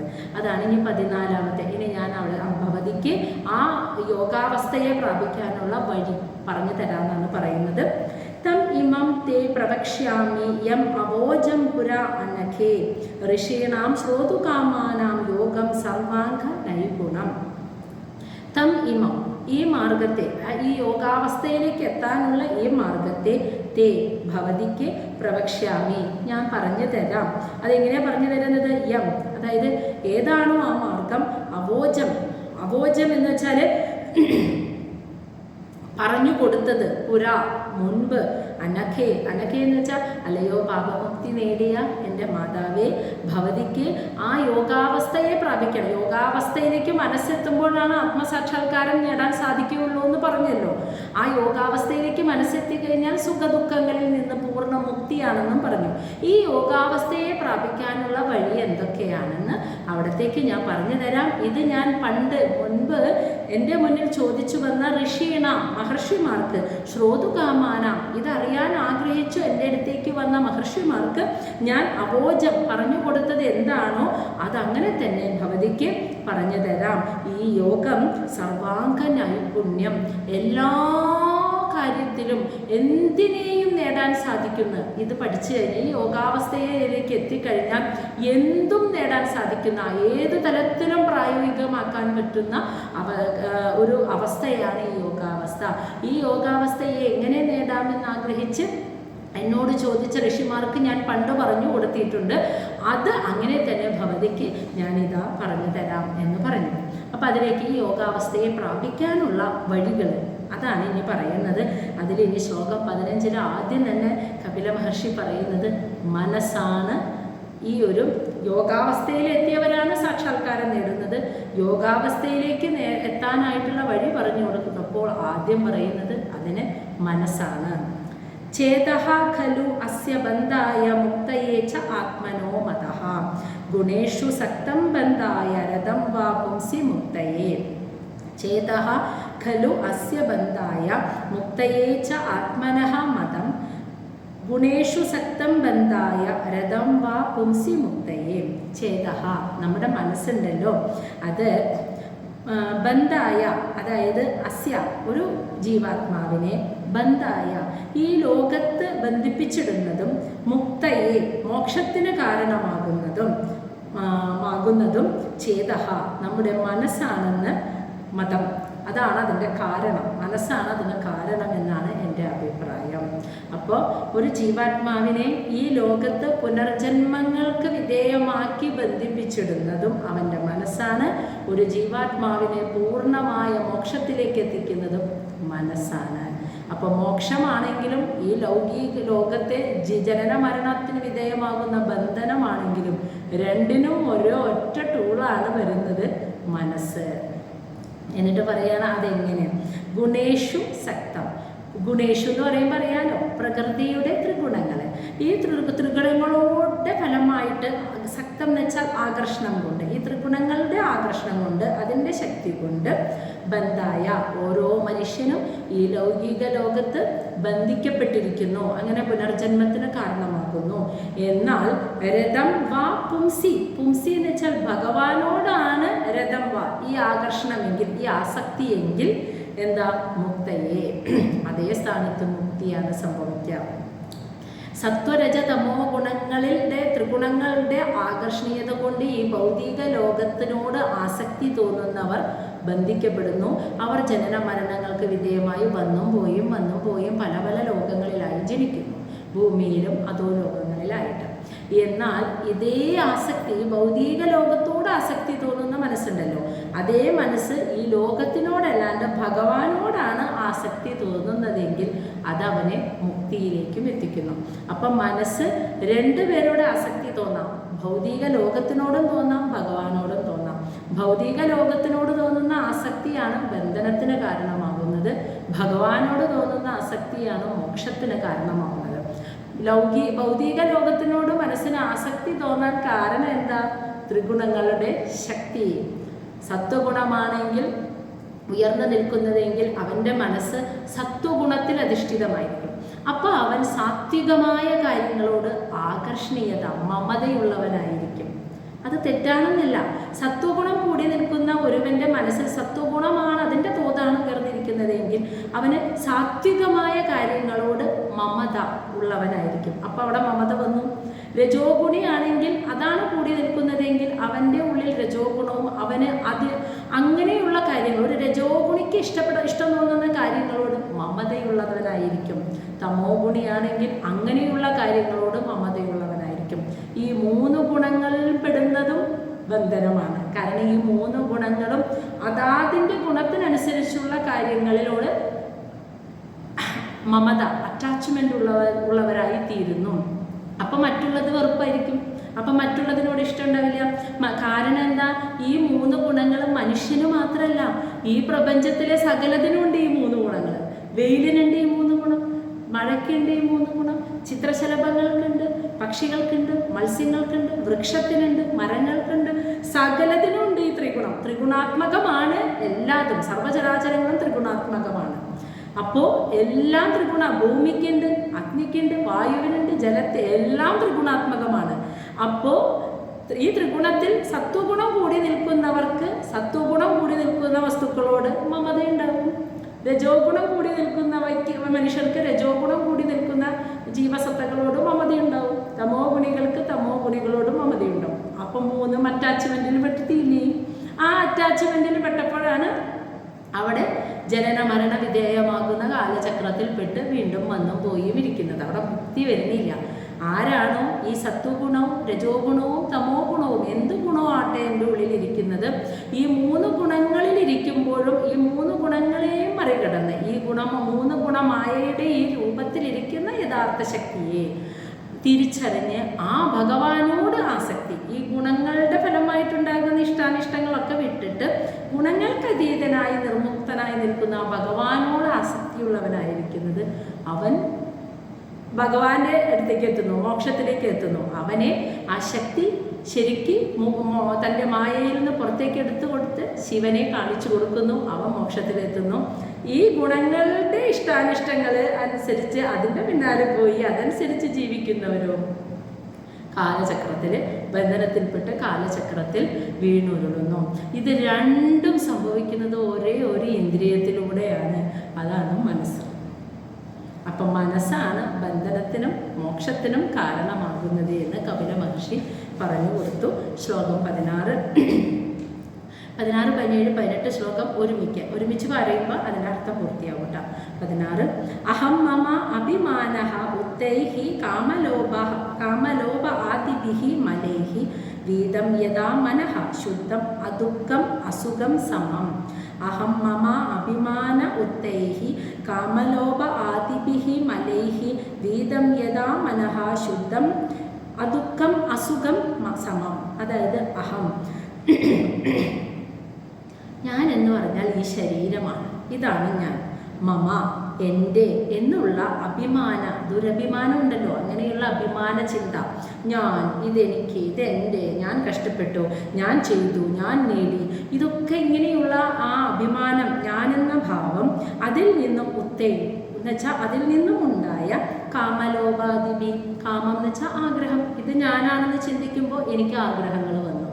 ആഗ്രഹങ്ങളുടെ പുറത്ത് ദുരാഗ്രഹങ്ങളും വരും. അതാണ് കാമം, ലോഭം, ആദിപി മുതലായ മാലിന്യങ്ങളിൽ നിന്ന്. മാലിന്യം എന്ന് വെച്ചാൽ ആഗ്രഹങ്ങളും ഒക്കെ പൊട്ടയാണെന്നല്ല അതുകൊണ്ട് അർത്ഥമാക്കുന്നത്. സാക്ഷാത്കാരത്തിന് തടസ്സമായി നിൽക്കുന്ന, മോക്ഷത്തിന് തടസ്സമായി നിൽക്കുന്നവയാണ് അത്. അതുകൊണ്ടാണ് അതിനെ മാലിന്യങ്ങൾ എന്ന് വിളിക്കുന്നത്. അങ്ങനെയുള്ള മാലിന്യങ്ങളിൽ നിന്നും വീതം എന്നുവെച്ചാൽ മുക്തമായ യഥാമനഃ, ഏതു മനസ്സാണോ ഉള്ളത്, എപ്പോഴാണോ മനസ്സ് അതിൽ നിന്നൊക്കെ മുക്തമാവുന്നത്, അപ്പോൾ ശുദ്ധം, ആ മനസ്സ് ശുദ്ധമായി, അദുഃഖം, ദുഃഖമില്ലാത്ത മനസ്സാകുന്നു, അസുഖം, സന്തോഷവും ഇല്ലാത്ത മനസ്സാകുന്നു, സമം എന്ന് വെച്ചാൽ മനസ്സ് തുല്യാവസ്ഥയെ, സമചിത്തതയെ, ഭഗവത്ഗീതയിലാണെങ്കിൽ തിദീക്ഷാഭാവത്തെ പ്രാപിക്കുന്നു. അപ്പോൾ ഞാൻ, എൻ്റെ എന്നൊക്കെയുള്ള ആ ഒരു അഭിമാന ചിന്തയിലെ മാനം, എൻ്റെ മാനം, ഞാൻ, ഇതെനിക്ക്, ഇതെൻ്റെ, ഞാൻ ഈ ശരീരമാണ് എന്ന് ചിന്തിക്കുന്നിടത്തുനിന്നാണ് ഇതൊക്കെ ഉണ്ടാകുന്നത്. നമുക്ക് നടക്കാൻ കഴിയുന്നു, ഞാനാ പോകുന്നത്, അല്ലെങ്കിൽ ഞാനാ പഠിച്ചത്, ഞാനാ നേടിയത്, ഞാനാ ജോലി ചെയ്തത്. അപ്പോൾ ഇതിനൊക്കെയുള്ള മനസ്സും ചിന്തിക്കുന്നതും ഞാനാണ്, തീരുമാനിക്കുന്നതും ഞാനാണ്. ഇതിനെയൊക്കെ ചലിപ്പിക്കുന്ന ശക്തിയെ നമ്മൾ ആരും ശ്രദ്ധിക്കുന്നില്ല, അറിയുന്നില്ല. അപ്പോൾ ഇതൊക്കെ ചെയ്യുന്നത് ഞാനാണ് എന്ന നമ്മുടെ അഭിമാന ചിന്തയിൽ നിന്നും ഉണ്ടാകുന്ന ഒരുപാട് ആഗ്രഹങ്ങൾ. അപ്പോൾ ആഗ്രഹങ്ങൾ വന്നു, ഞാൻ ചെയ്യുന്നതൊക്കെ ശരിയാവണം, നന്നാവണം. ആ ആഗ്രഹങ്ങൾക്ക് അപ്പുറം ദുരാഗ്രഹങ്ങളൊക്കെ ഉണ്ടാകുന്നു. ഇത്തരത്തിലുള്ള മാലിന്യങ്ങളിൽ നിന്നും എപ്പോഴാണോ മനസ്സ് പുറത്ത് കിടക്കുന്നത്, ആ നിമിഷം മനസ്സ് ശുദ്ധമാകും. അപ്പോൾ ആ മനസ്സിൽ സന്തോഷവുമില്ല, ദുഃഖവുമില്ലാത്ത ഒരു സമചിത്തത, ഒരു തുല്യമായ ആ അവസ്ഥ ആ മനസ്സിന് ഉണ്ടാകുന്നു. തിദീക്ഷാഭാവം, തണുപ്പിലും വെയിലിലും ചൂടിലും, ജയത്തിലും പരാജയത്തിലും, ലാഭത്തിലും നഷ്ടത്തിലും, അഭിമാനം തോന്നുമ്പോഴും അപമാനിക്കപ്പെടുമ്പോഴും, എല്ലാ സാഹചര്യത്തിലും മനസ്സ് കൂടുതൽ സന്തോഷിക്കുകയോ ദുഃഖിക്കുകയോ ചെയ്യാത്ത ഒരു സമമായ അവസ്ഥയിൽ, തുല്യമായ അവസ്ഥയിൽ, ബാലൻസ്ഡ് ആയിട്ടുള്ള ഒരു സ്റ്റേറ്റിലേക്ക് ആ മനസ്സ് അതോടെ എത്തുന്നു.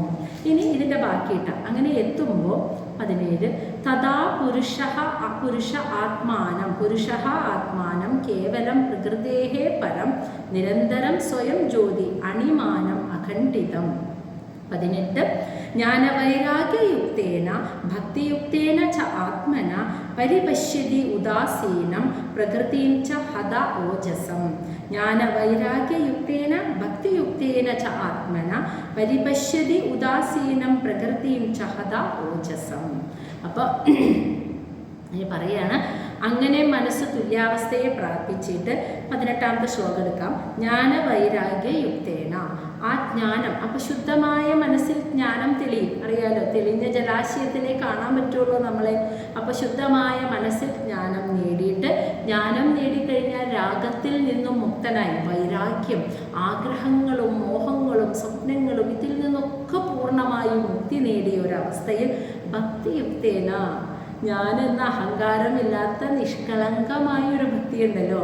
അന്ന് മഹാബലി ഭഗവാന്റെ തൃപ്പാദങ്ങളിൽ ശിരസ് നമിച്ചിരുന്നു പോയൊരു ഭക്തിയുണ്ടല്ലോ, ആ ഭക്തി, പ്രഹ്ലാദന്റെ ഭക്തി ഉണ്ടല്ലോ, ആ ഭക്തി, അങ്ങനെയുള്ള നിഷ്കളങ്കമായ ഭക്തിയിലെത്തിയ ച ആത്മന, മനസ്സുകൊണ്ട്, തഥാ അപ്പോൾ പുരുഷാന്ന് വെച്ചാൽ ആ ജീവാത്മാവ്, കേവലമാത്മാനം എന്ന് വെച്ചാൽ, കേവലം എന്ന് വെച്ചാൽ എന്താർത്ഥം?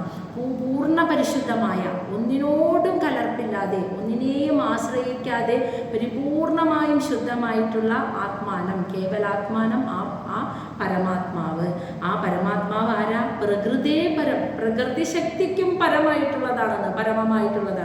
പ്രകൃതി ശക്തി ആ പരമാത്മാവിനെ ആശ്രയിച്ചാണ് നിൽക്കുന്നത്. പക്ഷേ ആ പരമാത്മാവ് ശക്തിയെ പോലും ആശ്രയിക്കുന്നില്ല. അതാണ് പ്രകൃതേ പരം, പ്രകൃതി ശക്തിക്കും പരമമായിട്ടുള്ള ആ പരമാത്മാവ് നിരന്തരം സ്വയം ജ്യോതി, എപ്പോഴും പ്രകാശിച്ചു നിൽക്കുന്നതും, അണിമാനം, നമുക്ക് ആർക്കും കാണാൻ കഴിയില്ല. കാരണം എന്താ? അണിമാനം, അതിസൂക്ഷ്മമായതും, അഖണ്ഡിതം, ആർക്കും ഛേദിക്കാൻ കഴിയാത്തതും. എന്ന് വെച്ചാൽ ഇല്ലാതാക്കാൻ കഴിയാത്തതുമായിട്ടുള്ള ആ പരമാത്മാവിനെ അപ്പോൾ ആ ഒരു വ്യക്തി ആ മനസ്സുകൊണ്ട്, ഉദാസീനമായ മനസ്സുകൊണ്ട്, ഉദാസീനം എന്ന് വെച്ചാൽ മടി പിടിച്ചിരിക്കുന്നവൻ എന്നല്ല അർത്ഥം. ആത്മീയ തലത്തിൽ ഉദാസീനം എന്ന് വെച്ചാൽ മറ്റൊന്നിനോടും ആസക്തിയില്ലാത്ത ഒരു മനസ്സുകൊണ്ട് അവൻ പരിപശ്യതി, കാണുന്നു. ആ പരമാത്മാവിനെ അവൻ മനസ്സുകൊണ്ട് കാണുന്നു, അനുഭവിച്ചറിയുന്നു. അതുമാത്രമല്ല, പരമപുരുഷനെ മാത്രമല്ല കാണുന്നത്, പ്രകൃതി ച ഹത ഓജസ. ഹത ഓജസ എന്ന് വെച്ചാൽ ഓജസ് നഷ്ടപ്പെട്ട, പുരുഷനിൽ നിന്നും വേറിട്ട, പ്രകൃതിയുടെ ശക്തിയായിട്ട് ചലിക്കുന്ന പ്രകൃതി ശക്തിക്ക് ചലിക്കാനായിട്ട് പ്രകൃതി ശക്തിയുടെ ഉള്ളിലിരിക്കുന്ന ചൈതന്യം എന്ന് പറയുന്നത് പുരുഷനാണ്. ആ ഓജസ് നഷ്ടപ്പെട്ട, അതാണ് ഹത ഓജസ, പുരുഷനിൽ നിന്ന് വേറിട്ട പ്രകൃതിയെയും പരിപശ്യതി, അവൻ കാണുന്നു. അപ്പൊ പരമ പുരുഷനെയും പ്രകൃതിയെയും കുറിച്ചുള്ള അറിവ് പറഞ്ഞു തരാൻ ദേവഹൂതി ആവശ്യപ്പെട്ടപ്പോൾ അദ്ദേഹം പറഞ്ഞു കൊടുത്തതാണ് ഈ 3 ശ്ലോകങ്ങളിലായിട്ട് കാണുന്നത്. അപ്പൊ ആദ്യം ഞാൻ ഈഗോ പോണമെന്ന് ആദ്യം പറഞ്ഞത്, ഞാൻ എനിക്ക് എന്നൊക്കെയുള്ള നമ്മുടെ ചിന്തകളിൽ നിന്നൊക്കെ അതിൽ നിന്നൊക്കെ ഉണ്ടാകുന്ന ആഗ്രഹങ്ങൾ, അത്യാർത്ഥികൾ എന്നിങ്ങനെയുള്ള മാലിന്യങ്ങളിൽ നിന്നൊക്കെ മനസ്സ് എപ്പോഴാണോ വിടുന്നത്, അങ്ങനെ വിട്ടാൽ മനസ്സ് ശുദ്ധമായി, മനസ്സ് ബാലൻസ്ഡായി, സുഖത്തിലും ദുഃഖത്തിലും തുല്യമായ രീതിയിൽ അതിനെയൊക്കെ എക്സ്പീരിയൻസ് ചെയ്ത് കിടക്കുന്ന ഒരവസ്ഥയിൽ മനസ്സ് ബാലൻസ്ഡ് ആകുന്നു. അങ്ങനെ വരുന്ന മനസ്സിൽ കുറേശ്ശെ ജ്ഞാനം തെളിയും. ജ്ഞാനം നേടുന്തോറും ഇവിടെ നിന്ന് നമ്മൾ രാഗമുക്തരാകും, ആഗ്രഹങ്ങളിൽ നിന്നൊക്കെ നമ്മൾ മുക്തി നേടും. അതാണ് വിരക്തി. അങ്ങനെ വിരക്തിയും വന്നു കഴിയുമ്പോൾ ഈ മനസ്സ് തുല്യമായ ഈ തിദീക്ഷ സമചിത്തതയിലിരിക്കുന്ന ഈ മനസ്സിൽ ഈഗോ ഇല്ലാത്ത നിഷ്കളങ്കമായ ഭക്തി ഉണ്ടാകുന്നു. ആ ഭക്തിയിലെത്തിയ ഉദാസീനമായ, മറ്റൊന്നിനോടും ആസക്തിയില്ലാത്ത പരിശുദ്ധമായ ആ മനസ്സിലെ എല്ലാ ശക്തിയുടെയും മൂലകാരണമായ, എല്ലാ ജീവാത്മാവിൻ്റെയും പരമാത്മാവായിട്ടുള്ള ആ കേവല ആത്മാനം എന്ന് വെച്ചാൽ ആ പരമപുരുഷനെ, ആ പരമാത്മാവിനെ, പ്രകൃതി ശക്തിക്കും പരമമായ, എപ്പോഴും സ്വയം പ്രകാശിച്ചു നിൽക്കുന്ന, അതുപോലെ നമുക്ക് കാണാൻ, ഇന്ദ്രിയങ്ങൾ കൊണ്ട് കാണാൻ സാധിക്കാത്ത അതിസൂക്ഷ്മമായതും ഒന്നിനെ കൊണ്ടും ഇല്ലാതാക്കാൻ, ഛേദിക്കാൻ കഴിയാത്തതുമായ ആ പരമപുരുഷനെയും പുരുഷനിൽ നിന്ന് വേറിട്ട് നിൽക്കുന്ന ആ പ്രകൃതിയെയും അവന് അപ്പോഴാണ് കാണാൻ സാധിക്കുക. അപ്പോൾ പ്രകൃതിയെയും പുരുഷനെയും കുറിച്ചുള്ള അറിവ്, ജ്ഞാനം പകർന്നു തന്നാൽ ആ പ്രകൃതിയെയും പുരുഷനെയും അറിയണമെങ്കിൽ മനസ്സ് ഈ അവസ്ഥയിലേക്ക് എത്തണം. മനസ്സിലായ? അതാണ് അമ്മയ്ക്ക് ആദ്യം പറഞ്ഞു കൊടുത്തത് തത്വം. ഇനി ശ്ലോകം 19 പറയാണ്, ന യൂജ്യമാനയാ ഭക്ത്യാ ഭഗവതി അഖിലാത്മനി സദൃശഃ അസ്തി ശിവഃ പന്ഥാ യോഗിനാം ബ്രഹ്മസിദ്ധയേ. അതെന്താ പറഞ്ഞതെന്ന് വെച്ചാൽ, ഇനി ഈ ഒരു മനസ്സ് യോഗാവസ്ഥയെ പ്രാപിച്ചു കഴിയുമ്പോഴാണ് പുരുഷനെയും പ്രകൃതിയെയും വേറിട്ട് മനസ്സിലാക്കാൻ, കാണാൻ സാധിക്കുകയുള്ളൂ എന്ന് അദ്ദേഹം പറഞ്ഞില്ലേ. മനസ്സ് ഈ യോഗാവസ്ഥയിലേക്ക് എത്തണമെങ്കിൽ അതിനായിട്ട് ഏറ്റവും സരളമായ മാർഗം ഭക്തിയോഗമാണ് എന്ന് ഇവിടെ പറഞ്ഞു വെക്കുകയാണ്. അതാണ് യുജ്യമാനയ, അതായത് ഭക്തിയോടുകൂടി, യുജ്യമാന എന്ന് വെച്ചാൽ ലയിച്ച് ചേരുക, ഭഗവതി അഖിലാത്മന, സകല ചരാചരങ്ങളുടെയും ഉള്ളിൽ ജീവാത്മാവായിട്ടിരിക്കുന്ന ആ സാക്ഷാൽ പരമാത്മാവിലേക്ക് ലയിച്ചു ചേരാൻ ഭക്തിയാണ്. ഭക്തിക്ക് സദൃശഃ തുല്യമായിട്ടും ശിവഃ മംഗളകരമായിട്ടുമുള്ള പന്ഥ എന്ന് വെച്ചാൽ ഒരു വഴി, ഒരു മാർഗം, ന അസ്തി വേറെ ഇല്ല. യോഗിനാം ബ്രഹ്മസിദ്ധയെ, യോഗാവസ്ഥയെ പ്രാപിക്കാൻ ആഗ്രഹിക്കുന്ന ഓരോ യോഗികൾക്കും ആ പരബ്രഹ്മപ്രാപ്തി, അതാണ് ബ്രഹ്മസിദ്ധയെ, പരബ്രഹ്മപ്രാപ്തി നേടാനുള്ളതുമായിട്ടുള്ള ഒരേ ഒരു മാർഗം ഭക്തിയോഗമാണ്. ഇത്രയ്ക്കും മംഗളകരമായിട്ട് ഭക്തിയോഗത്തിന് തുല്യമായ, സദൃശമായ മറ്റൊരു വഴി വേറെയില്ല.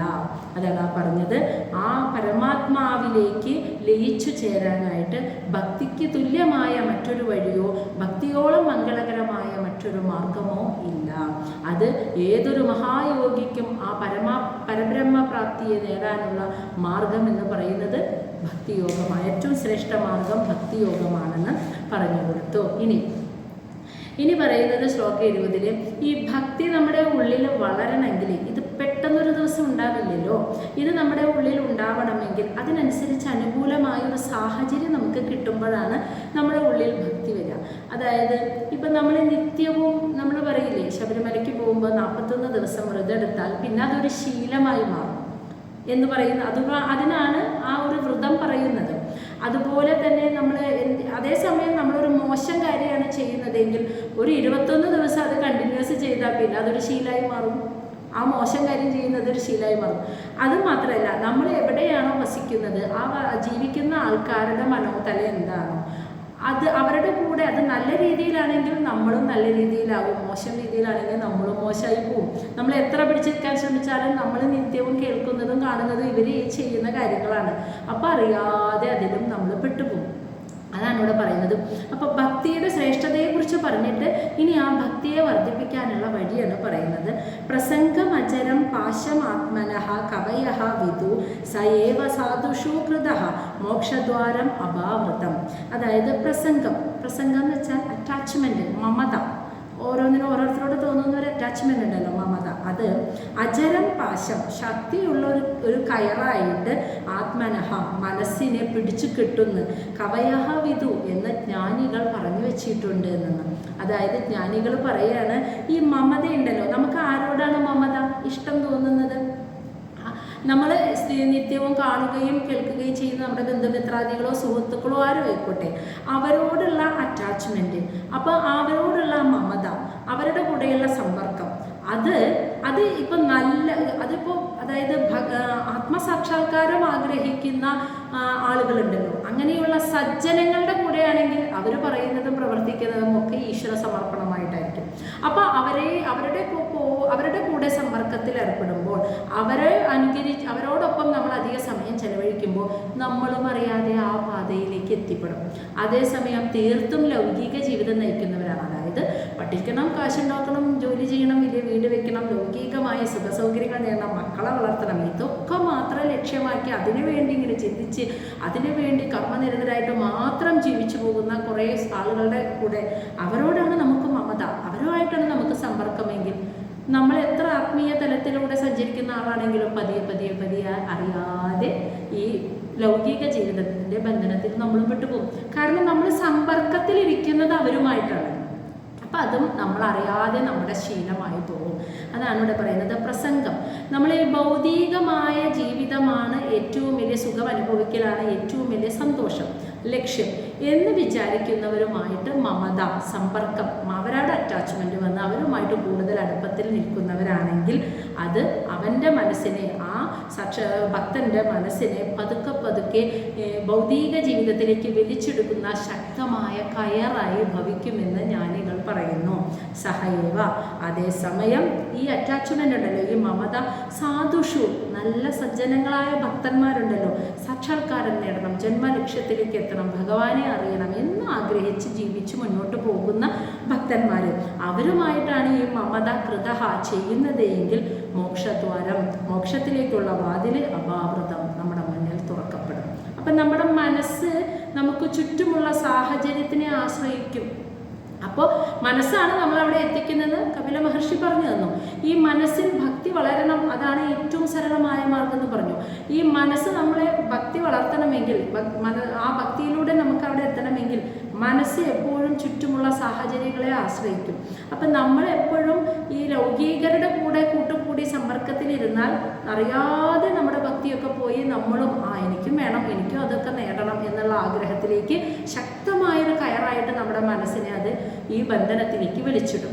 അതേസമയം നല്ല സാക്ഷാത്കാരം ആഗ്രഹിച്ച്, അതിപ്പോൾ വലിയ ഗുരുവും വലിയ ആചാര്യനൊന്നും ആയിക്കൊള്ളണമെന്നില്ല, നമ്മളിപ്പോൾ അറിയണമെന്ന് നമ്മളിപ്പോൾ കൂട്ടുകൂടുന്നവർ അതിനു വേണ്ടി ആഗ്രഹിച്ച് അതിനെ തേടി നടക്കുന്ന ആ ഒരു ഭഗവാനെ അറിയണമെന്ന ഭഗവത് ചിന്തയോടുകൂടി നടക്കുന്ന നിഷ്കളങ്ക ഭക്തരായാലും മതി. പക്ഷെ അവരോട് കൂട്ടുകൂടി നടക്കുമ്പോൾ നമ്മൾ അവരിൽ നിന്ന് നമുക്ക് കിട്ടിക്കൊണ്ടിരിക്കുന്നത് എപ്പോഴും ഈ ഈശ്വര ചിന്തയും ഈശ്വര സമർപ്പണവുമായിരിക്കും. അപ്പോൾ പതിയെ നമ്മളും അറിയാതെ അതിലേക്ക് വന്നുപെടും. അപ്പം അങ്ങനെയുള്ള സമ്പർക്കത്തിലൂടെ നമ്മൾ ആത്മസാക്ഷാത്കാരത്തിൻ്റെ വാതിൽ നമ്മുടെ മുന്നിൽ തുറക്കപ്പെടും. മറ്റവരുടെ കൂടെയുള്ള സമ്പർക്കം നമ്മുടെ മനസ്സിന് അറിയാതെ ഈ ബന്ധനത്തിലേക്ക് വലിച്ച് ഇറക്കുന്ന കയറായി മാറുകയും ചെയ്യും. അപ്പോൾ മനസ്സ് നമ്മളെ അവിടെ എത്തിക്കണമെങ്കിൽ ഈ മനസ്സിനെ നമ്മൾ ആരോടാണോ കൂട്ടുകൂടുന്നത് ആ സമ്പർക്കത്തിലിരിക്കുന്നവരാരാണെന്ന് നമ്മൾ ഒന്ന് ശ്രദ്ധിക്കണം. നമ്മളെപ്പോഴും ഈ ലൗകികവാദികളായിട്ടുള്ള ആൾക്കാരുടെ കൂടെയാണോ നടക്കുന്നത് എന്ന് നമ്മളെപ്പോഴും ശ്രദ്ധിക്കണം. കാരണം എൻ്റെ മനസ്സ് അതറിയാതെ, ഞാൻ പോലും അറിയാതെ അതിൽ പെട്ടുപോകും എന്ന് നമ്മൾ അറിയണം. ഇനി നമ്മൾ അങ്ങനെ കൂട്ടുകൂടുന്ന ആളുകളുണ്ടല്ലോ, അത് എങ്ങനെയുള്ളവരാണ് സജ്ജനങ്ങൾ?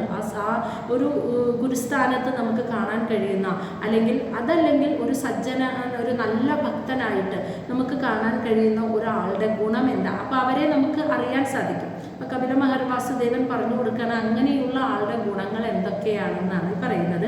ശ്ലോകം 21 തിദീക്ഷവഃ കാരുണികഃ സുഹൃദഃ സർവദേഹിനാം അജാതശത്രവഃ ശാന്തഃ സാധവഃ സാധുഭൂഷണ. തിദീക്ഷവ, മനസ്സ് അവരുടെ സമചിത്തതയിലായിരിക്കും. അവരുടെ ജീവിതത്തിൽ എന്തൊക്കെ കയറ്റിറക്കങ്ങളും പരീക്ഷണങ്ങളും ഉണ്ടായാലും ഒരുപാട് സന്തോഷിച്ച് അഭിമാനം കൊണ്ട് അഹങ്കരിച്ചു പോവുകയോ ദുഃഖിച്ച് തകർന്ന് ഡിപ്രഷനിലേക്ക് പോവുകയോ അവർ ചെയ്യില്ല. അവരുടെ സുഖദുഃഖങ്ങളിൽ അവർ ബാലൻസ്ഡ് ആയിട്ട് പോകുന്നത് നമുക്ക് കാണാൻ സാധിക്കും. അപ്പം നമുക്ക് മനസ്സിലാക്കാം അവരുടെ മൈൻഡ് കുറേയൊക്കെ സമചിത്തതയിലാണ് എന്ന് നമുക്ക് മനസ്സിലാക്കാം. കാരുണിക, എല്ലാവരോടും കാരുണ്യമുള്ളവരായിരിക്കും അവർ. സുഹൃദഃ സർവദേഹിന, എല്ലാ ചരാചരങ്ങളെയും ഒരു സുഹൃത്തായി കാണുന്നവരായിരിക്കും. മനുഷ്യരോട് മാത്രമല്ല സകല ചരാചരങ്ങളോടും ഒരു സൗഹൃദ ബന്ധം വയ്ക്കുന്നവരായിരിക്കും അവർ. അജാതശത്രവഃ, ആരോടും ശത്രുത അവരുടെ മനസ്സിലുണ്ടാവില്ല. അവരെ പലരും ചിലപ്പോൾ ശത്രുവായി കാണുന്നുണ്ടാവും, പക്ഷേ അവരുടെ മനസ്സിൽ ആരോടൊരു ശത്രുതയില്ല. ശാന്തഃ, മനസ്സ് എപ്പോഴും ശാന്തമായിരിക്കും. സാധവഃ എന്ന് വെച്ചാൽ എന്താണോ അവർ പറയുന്നത് അത് തന്നെ ജീവിതത്തിൽ പ്രവർത്തിക്കുന്നവരായിരിക്കും. ഇന്ന് അധികവും കാണാത്ത ആളുകളാണ് അതിലെ പറയുന്നത് ഒന്ന്, പ്രവർത്തിക്കുന്നത് വേറൊന്നായിരിക്കും. പക്ഷേ ശരിക്കും മനസ്സ് സമചിത്തതയിൽ എത്തിയൊരു സജ്ജനം, ഒരു നല്ല ഭക്തൻ എന്ന് പറഞ്ഞാൽ അവൻ എന്താണോ പറയുന്നത് അത് തന്നെയായിരിക്കും അവൻ ജീവിതത്തിൽ പ്രവർത്തിക്കുക. ഇനി സാധുഭൂഷണ, ഇങ്ങനെയുള്ള സദ്ഗുണങ്ങൾ കൊണ്ട് ഭൂഷണ, അലങ്കരിക്കപ്പെട്ടവനായിരിക്കും ഒരു യഥാർത്ഥ ഭക്തൻ. അപ്പോൾ നമ്മൾ കൂട്ടുകൂടിയിരിക്കുന്നത് അങ്ങനെയൊക്കെയുള്ള ആളുകളോടാണോ നമ്മൾ സമ്പർക്കം വെക്കുന്നത് എന്ന് നമുക്ക് മനസ്സിലാക്കാം. അപ്പോൾ അതല്ല എങ്കിൽ ഈ നിത്യവും ലൗകികമായ അത് വേണം അതിനെ അടിച്ചു പൊളിക്കാം ഇങ്ങനെയുള്ള കാര്യങ്ങളെക്കുറിച്ച് മാത്രം പറയുന്നവരുമായിട്ടുള്ള നമ്മുടെ ആ ഒരു കണക്ഷൻ പതുക്കെ നമ്മൾ വിട്ട് പോരുക. കാരണം അത് എന്നെ അറിയാതെ ഈ ഒരു ബന്ധനത്തിൽ പെടുത്തിക്കളയുമെന്ന് മനസ്സിലാക്കുക. കാരണം മനസ്സാണ്, അതിങ്ങനെ ചാഞ്ഞു പോകും. ആ പോണ പോക്ക് നമ്മൾ പോലും തിരിച്ചറിയില്ല. ചിലപ്പോൾ പതുക്കെ ഞാൻ അതിലേക്ക് പോവുകയാണെന്ന് നമ്മൾ പോലും തിരിച്ചറിയാതെ വരും. അപ്പോൾ നമുക്ക് തന്നെ അത് മനസ്സിലാക്കാൻ വേണ്ടിയിട്ടാണ് അങ്ങനെ പറയുന്നത്. ഇത്തരം സദ്ഗുണങ്ങളാൽ അലങ്കരിക്കപ്പെട്ടവനായിരിക്കണം ആ ഭക്തൻ. അങ്ങനെയുള്ള ഭക്തന്മാരോട് കൂട്ടുകൂടി അവർ പറയുന്നതിനോട് ചേർന്ന്, അവർ പറയുന്നത് നമ്മൾ അനുസരിച്ചില്ലെങ്കിലും കുഴപ്പമില്ല, നമ്മൾ അറിയാതെ കുറേ നാൾ അവരോടൊപ്പം ചേർന്നിരിക്കുമ്പോൾ അവർ പറയുകയും ചെയ്യുകയും ചെയ്യുന്ന കാര്യങ്ങൾ പതിയെ നമ്മൾ പകർത്താൻ തുടങ്ങും. അങ്ങനെ ഒപ്പിയെടുക്കാനുള്ളൊരു കഴിവ് മനുഷ്യൻ്റെ മനസ്സിനുണ്ട്. അത് നമ്മൾ അറിയ പോലുമില്ല. നമ്മൾ പതുക്കെ അവരെ പോലെ ആവാൻ തുടങ്ങും എന്ന് മനസ്സിലായി. ഇപ്പോഴത്തെ പിള്ളേരെയൊക്കെ കണ്ടിട്ടില്ലേ? അതായത് ഈ സിനിമാ നടന്മാരെയൊക്കെ അനുകരിക്കുന്നത് കണ്ടിട്ടില്ലേ? ആൺകുട്ടികളും പെൺകുട്ടികളും നല്ല നല്ല നടിമാരെ, നല്ല നല്ല നടന്മാരെയൊക്കെ അവരെങ്ങനെയാണോ ഈ സിനിമയിൽ അഭിനയിക്കുന്നത്, പരസ്യത്തിൽ അഭിനയിക്കുന്നത്, നടക്കുന്നത്, ഇരിക്കുന്നത്, അവരോടുള്ള ആരാധന കൂടുമ്പോൾ അവരെ പോലെ ആ ആരാധന കൊണ്ട് അവരെ പോലെ ആയി മാറും. ഇവരുടെ സംസാരം, ഇവരുടെ രീതി, ഇവരുടെ കൈ കൊണ്ടൊക്കെ കാണിക്കുന്ന ആക്ഷൻ, നടത്തം, ഇതൊക്കെ ഈ വ്യക്തി പോലും അറിയാതെ ആരാധിക്കുന്ന ആ വ്യക്തിയുണ്ടല്ലോ, ആ സിനിമാ നടനെ പോലെ ആരാധന മൂത്തിട്ട് അറിയാതെ ആ മാനറിസങ്ങൾ പകർത്തപ്പെടും. അത് സ്വയമായിട്ടുണ്ടാക്കുന്നതല്ല. ആ ആരാധനയുടെ ശക്തി കൊണ്ട്, ആ വ്യക്തിയോടുള്ള ഇഷ്ടം കൊണ്ട് ആ വ്യക്തിയുടെ മാനറിസങ്ങൾ പതുക്കെ വരാൻ തുടങ്ങും.